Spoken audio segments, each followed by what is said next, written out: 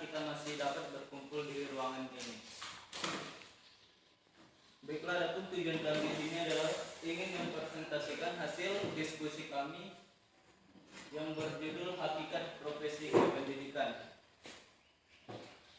di mana pemateri yang pertama adalah Saudari Respi Oktaviani dan pemateri kedua adalah Kak Rohini dan pemateri ketiga adalah saya sendiri. Baik, langsung saja ke pemateri yang pertama yang akan disampaikan oleh Respi Oktaviani. Kepada Respi dipersilakan. Baiklah, saya akan mempresentasikan hasil diskusi kami yang berjudul Hakikat Profesi Pendidikan. Yang pertama, rumusan masalah, yang dimana apa hakikat profesi, yang kedua apa hakikat profesi pendidikan, yang ketiga apa saja jenis-jenis tenaga kependidikan, dan keempat apa saja jenis pendidikan. Tujuan penulisan dari yang kami buat ialah yang pertama menguraikan hakikat profesi, menguraikan hakikat profesi pendidikan, yang ketiga mengidentifikasikan jenis-jenis tenaga kependidikan, yang keempat mengidentifikasikan jenis-jenis pendidik.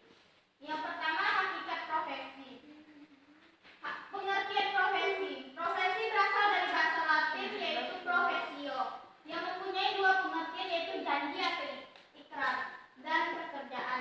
Bila artinya dibuat dalam pengertian yang lebih luas menjadi kegiatan seperti apa saja dan siapa saja untuk memperoleh nafkah yang dilakukan dengan suatu keahlian tertentu. Sedangkan dalam artian sempit, profesi berarti kegiatan yang dijalankan berdasarkan keahlian tertentu dan sekaligus dituntut daripadanya pelaksanaan norma-norma sosial dengan baik. Terdapat beberapa pendapat para ahli tentang profesi. Yang pertama, menurut Kamus Besar Bahasa Indonesia, profesi adalah bidang pekerjaan yang dilandasi pendidikan, keahlian atau keterampilan, kejujuran dan sebagainya. Yang kedua, menurut Sanusi pada tahun 1991, profesi adalah suatu jabatan yang memiliki fungsi dan signifikat yang menentu atau erusia. Yang kedua, hakikat profesi kependidikan. Jika profesi adalah suatu jabatan atau pekerjaan yang menuntut keterampilan dari pelakunya dan membutuhkan pelatihan serta penguasaan terhadap suatu pengetahuan khusus. Kemudian, kependidikan adalah proses pembelajaran bagi individu untuk mencapai pengetahuan dan pemahaman yang lebih tinggi mengenai objek-objek tertentu dan spesifik. Pengetahuan tersebut diperoleh secara formal yang berakibat individu mempunyai pola pikir dan perilaku sesuai dengan pendidikan yang telah diperoleh. Baiklah, itu yang bisa saya sampaikan. Saya kembalikan kepada moderator.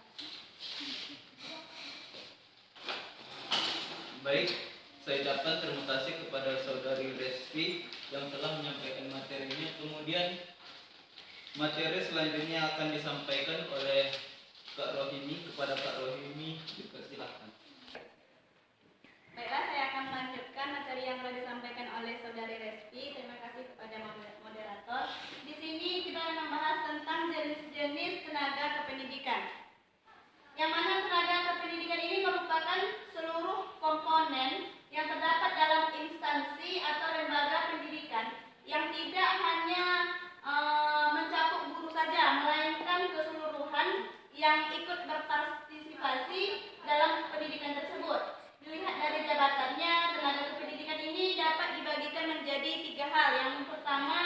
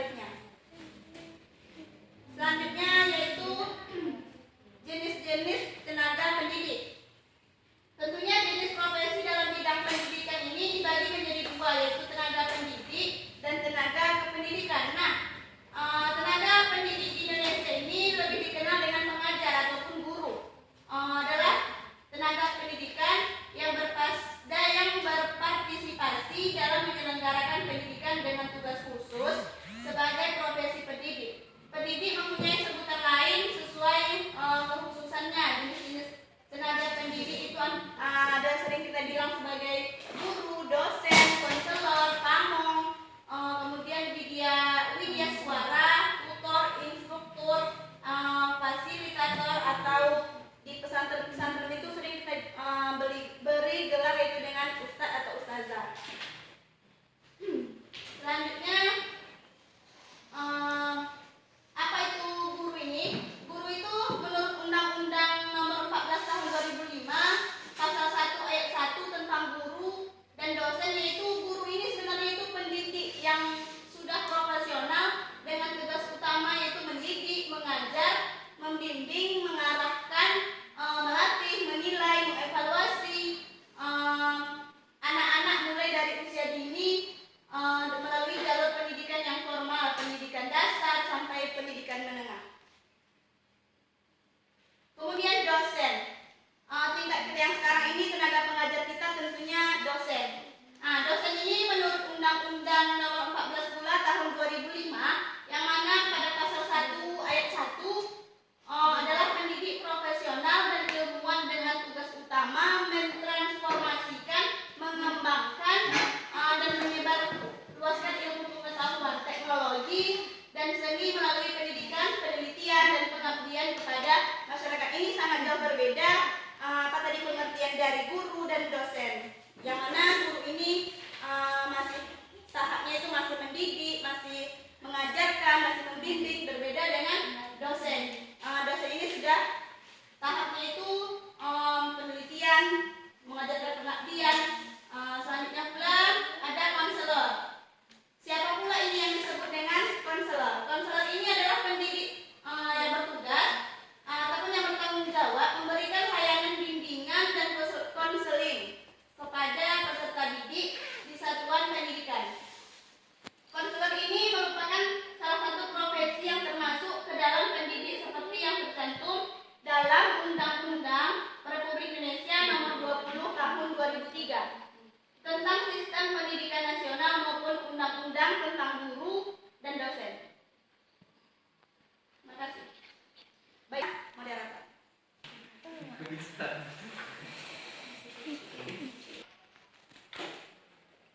Baiklah, terima kasih kepada Pak Rohini yang telah menyampaikan materinya. Selanjutnya materi yang akan disampaikan oleh saya sendiri, di mana materi selanjutnya adalah pamong belajar, di mana pamong belajar adalah pembimbing belajar mandiri siswa, yaitu anggota masyarakat yang peduli akan pendidikan dengan ketentuan pendidikan minimal SMA atau sekolah menengah atas dan berada pada lingkungan sekitar tempat kegiatan belajar, di mana pamong pelajar ialah pendidik yang bertugas untuk tugas pokok melaksanakan kegiatan pembelajaran, pengkajian program, pengembangan model di bidang pendidikan non formal dan informal sebagai mana diatur dalam peraturan bersama Menteri Pendidikan Nasional dan Kepala Badan Kepegawaian Negara nomor 033 PB tahun 2011 sebagaimana pendidik atau pamong belajar dituntut untuk menguasai 4 kompetensi yang meliputi kompetensi pedagogi, kepribadian, sosial dan profesional. Kemudian selanjutnya adalah widya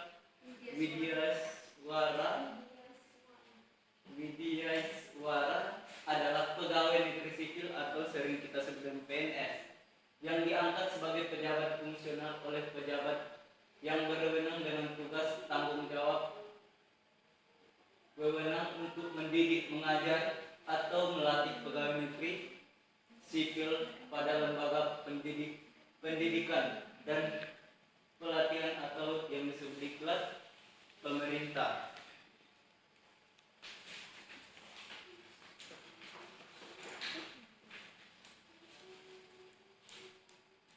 Kemudian selanjutnya adalah tutor, di mana tutor adalah orang yang memberi pelajaran atau membimbing kepada seseorang atau sejumlah siswa di rumah ataupun bukan di sekolah.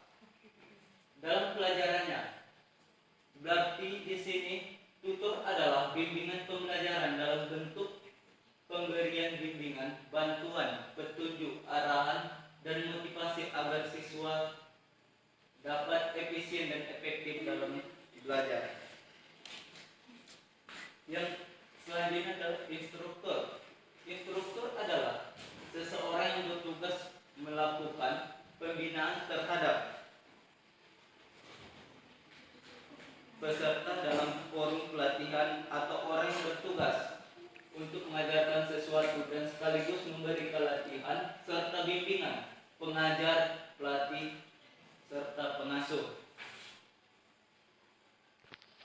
Kemudian fasilitator adalah seseorang yang membantu sekelompok orang memahami tujuan bersama mereka dan membantu mereka membuat rencana guna mencapai tujuan tersebut tanpa mengambil posisi tertentu dalam diskusi.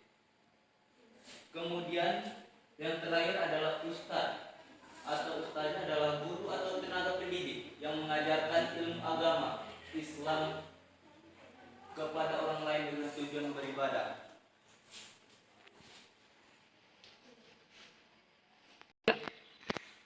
Baik, adapun kesimpulan dari hasil diskusi kami adalah di dalam Undang-Undang Nomor 20 Tahun 2003 Pasal 39 Ayat 2 tentang Sisdiknas disebutkan bahwa pendidik merupakan tenaga profesional yang bertugas merencanakan dan melaksanakan proses pembelajaran, menilai hasil pembelajaran, melakukan pembimbingan ataupun pelatihan, serta melakukan penelitian dan pengabdian kepada masyarakat, terutama bagi pendidik pada perguruan tinggi.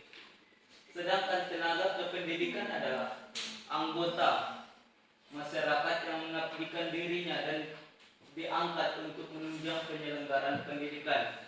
Tenaga pendidikan bertugas melaksanakan administrasi, pengelolaan, pengembangan, pengawasan, dan pelayanan teknis untuk menunjang proses pendidikan pada suatu pendidikan. Baik, itu saja penjelasan dari kami. Selanjutnya kita masuk ke sesi tanya jawab. Kepada teman-teman yang ingin bertanya dipersilakan. Baik, kepada Evita dipersilakan. Baik, Assalamualaikum warahmatullahi wabarakatuh. Waalaikumsalam warahmatullahi wabarakatuh.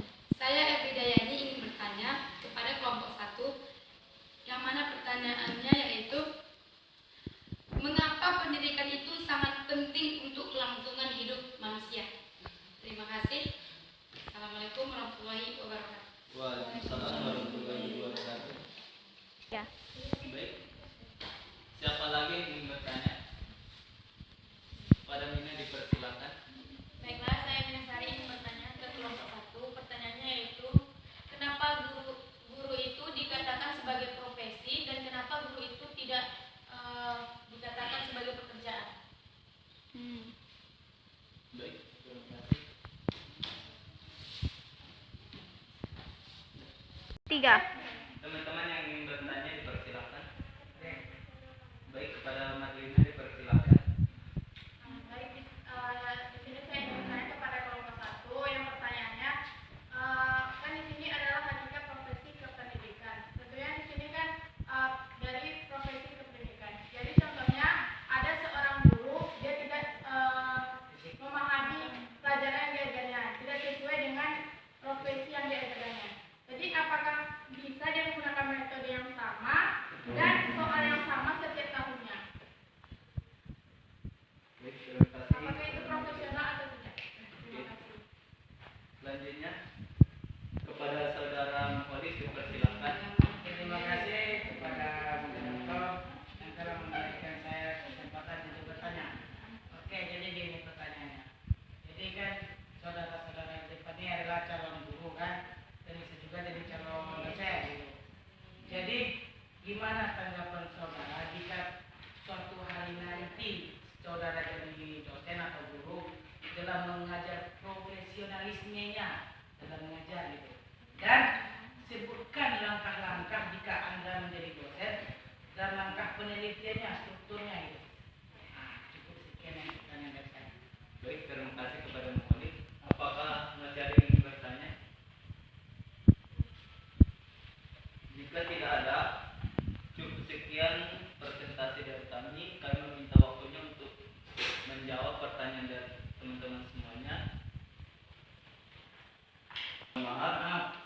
Wabillahi taufiq wal hidayah. Wassalamualaikum warahmatullahi wabarakatuh. Waalaikumsalam warahmatullahi wabarakatuh. Tiga. Baiklah, di sini kami akan menjawab pertanyaan dari teman-teman. Yang mana pertanyaan pertama yang akan dijawab oleh Respi. Kepada Respi dipersilakan. Baiklah, saya akan menjawab pertanyaan dari Nasari. Pertanyaannya, kenapa guru dikatakan sebagai suatu profesi dan bukan pekerjaan? Karena profesi adalah suatu pekerjaan yang membutuhkan keahlian melalui jenjang pendidikan yang lama dan tinggi. Adanya pelatihan dan memiliki kode etik serta bersifat formal.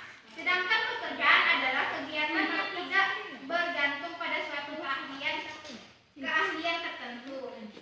Guru dikatakan suatu profesi karena untuk menjadi seorang guru harus mempunyai kemampuan, keahlian, dan profesionalisme.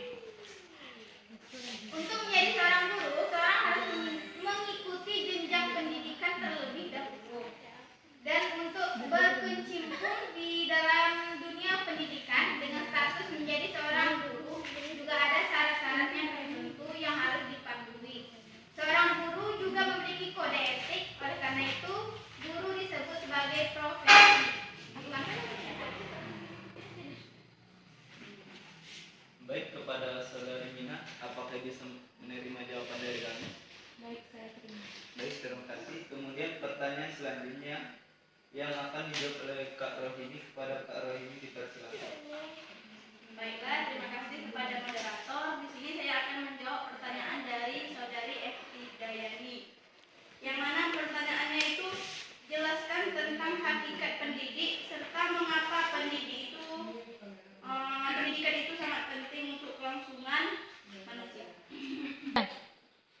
Baiklah, di sini jawabannya yaitu menurut beberapa ahli tadi kan ada kami jelaskan profesi itu apa. Jadi di sini menurut Made Pidarta pada hakikatnya yaitu pendidikan itu merupakan proses memanusiakan manusia dan membudayakan manusia. Sementara itu menurut si Salam pada tahun 2002 dia telah mengatakan bahwa pendidikan itu pada hakikatnya akan berusaha untuk mengubah perilaku sebab pendidikan itu menyangkut seluruh aspek kepribadian manusia. Pendidikan itu juga menyangkut hati nurani, nilai-nilai pengetahuan, perasaan, dan keterampilan. Beberapa asumsi dasar yang berkenaan dengan hakikat pendidikan tersebut. Yang pertama, itu adalah pendidikan itu merupakan proses interaksi antara manusia yang ditandai oleh keseimbangan antara kedaulatan subjek didik dengan kewibawaan pendidikan. Yang kedua itu pendidikan itu merupakan usaha penyiapan subjek didik menghadapi lingkungan hidup yang mengalami perubahan yang semakin pesat. Kemudian yang ketiga itu pendidikan itu meningkatkan kualitas kehidupan pribadi dan masyarakat. Yang keempat itu pendidikan tentunya akan terus berlangsung seumur hidup. Dan yang kelima itu pendidikan itu merupakan kiat kita dalam menerapkan prinsip-prinsip ilmu pengetahuan dan teknologi bagi pembentukan manusia seutuhnya. Dari pendapat-pendapat tersebut maka dapat kita simpulkan bahwa pada hakikatnya pendidikan merupakan suatu proses pembentukan kepribadian, intelektual, nilai-nilai, norma-norma, etika yang terjadi selama hidup manusia yang bertujuan untuk mempersiapkan manusia itu menjadi manusia yang benar-benar manusia. Jadi di sini Dari pendidikan itu maka nanti kita akan mampu menghadapi segala masalah yang terjadi dalam kehidupan. Terima kasih. Baik, kepada saudari Epridayani, apakah bisa menerima jawaban dari kami? Oke, terima kasih.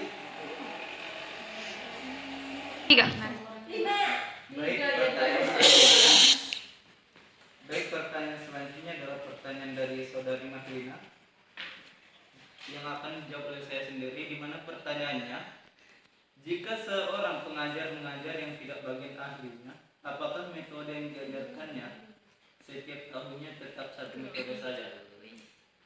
Apakah dengan cara ini dikatakan profesional? Apa alasannya? Baik, contohnya di Rokan Hulu minimnya jumlah guru yang berada di daerah membuat setiap guru kerap mengajar tidak sesuai dengan ilmu yang dimilikinya.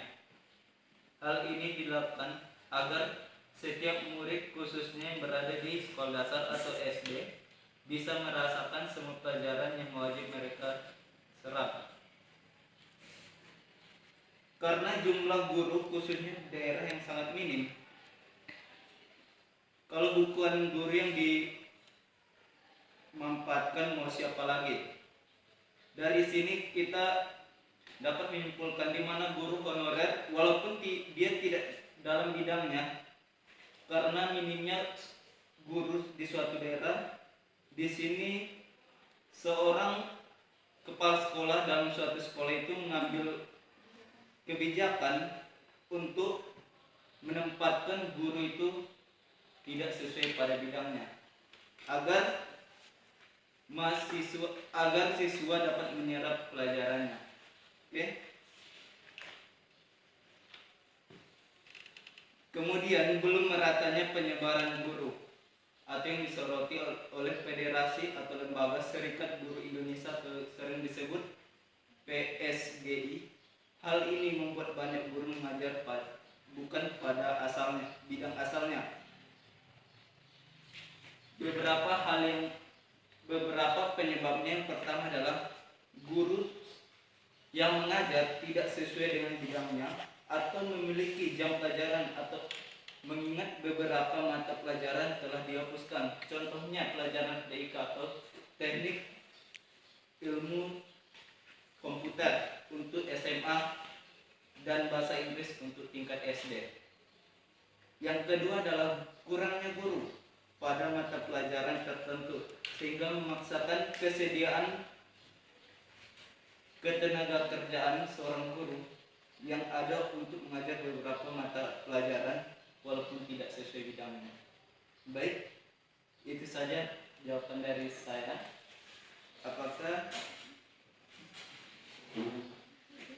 Apakah dengan cara ini dianggap profesional? Tentu tidak, karena tidak sesuai pada bidangnya. Oke, itu saja jawaban dari saya. Apakah saudari Marlina dapat menerima? Baik, saya terima. Terima kasih kepada saudari Marlina.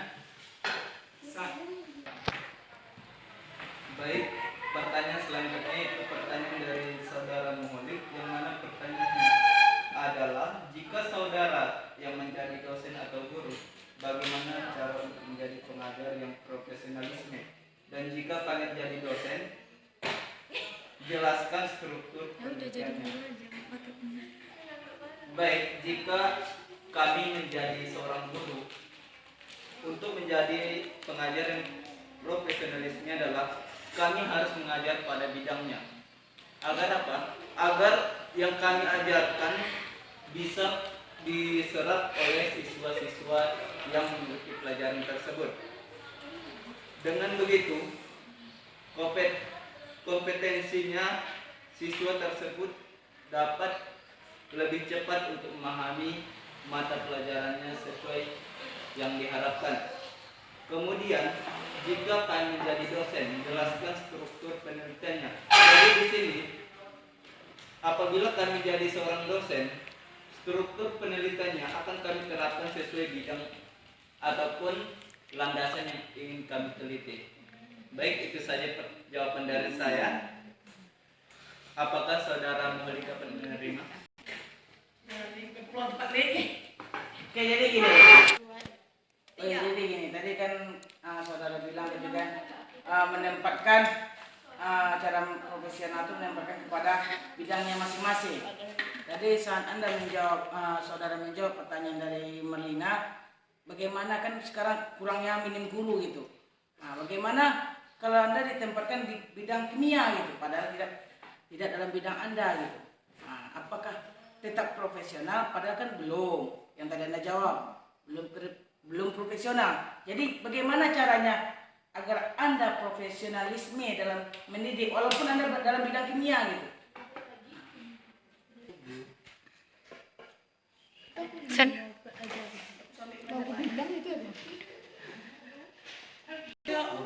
Agar pengajaran dapat profesional, contohnya dengan kondisi guru yang sangat minim.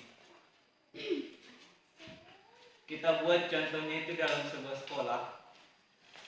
Dia ini seorang guru fisika, tapi dalam sekolah itu tidak ada guru matematikanya. Jadi karena kondisi guru yang sangat minim, jadi karena fisika itu sangat berbau dengan ilmu matematika, jadi di sini kita dapat memasukkan seorang guru fisika itu untuk menjadi guru matematika. Karena apa? Dalam suasana pengajaran waktu di perguruan tinggi, sebelum dia masuk bidang fisika yang sebetul-betulnya itu fisika, dia harus mempelajari ilmu matematika. Jadi menurut saya, untuk menghindari profesionalisme itu, dia harus sesuai.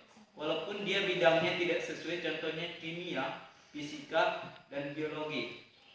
Contohnya dia seorang guru fisika dijatuhkan ke kimia. Tapi kalau kita menurutkan sama kepada bidangnya, di fisika kimia ada, di kimia fisika ada. Jadi dari situ kita dapat menjadikan profesionalisme pengajaran itu dengan memasukkan seorang guru fisika ke kimia. Itu adalah sebagai contoh untuk menghindari minimnya seorang guru yang berada di bidang aslinya atau asalnya dalam suatu daerah. Itu saja tambahan dari saya. Baik, itu saja tambahan dari saya. Apakah saudara Muholi dapat menerima? Apakah teman-teman ada yang ingin menambahkan jawaban dari kami tentang pertanyaan dari saudara Muholi? Kepada teman-teman yang ingin menambahkan, dipersilakan. Baik, itulah presentasi dari kami. Kurang dan lebihnya kami mohon maaf. Wassalamualaikum warahmatullahi wabarakatuh. Waalaikumsalam warahmatullahi wabarakatuh.